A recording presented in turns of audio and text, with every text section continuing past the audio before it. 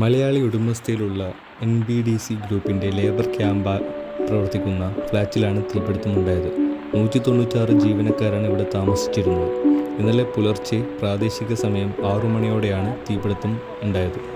കെട്ടിടത്തിൻ്റെ താഴെ നിലയിൽ ശേഖരിച്ചു വെച്ച ഗ്യാസ് സിലിണ്ടർ ചോർച്ചയാണ് തീപിടുത്തത്തിലേക്ക് നയിച്ചതെന്ന് പ്രാഥമിക സൂചന.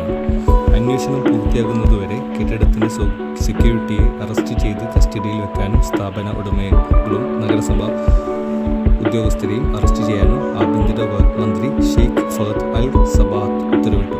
21 ഇന്ത്യക്കാർ അപകടത്തിൽ മരിച്ചതായാണ് വിവരം. പൊള്ളലേറ്റവരിൽ പലരുടെയും നില ഗുരുതരമാണ്. കനത്ത പുകയിൽ ശ്വാസം മുട്ടിയാണ് മിക്കവാറും മരിച്ചത്. കെട്ടിടത്തിൽ നിന്ന് താഴേക്ക് ചാടി രക്ഷപ്പെടാൻ ശ്രമിച്ചവർക്കാണ് പരിക്കേറ്റത്. 11 പേർ മുബാറക് അൽ കബീർ ആശുപത്രിയിലും 4 പേർ ജാബിർ ആശുപത്രിയിലും 6 പേർ ഫർവാനി ആശുപത്രിയിലും പ്രവേശിപ്പിച്ചു.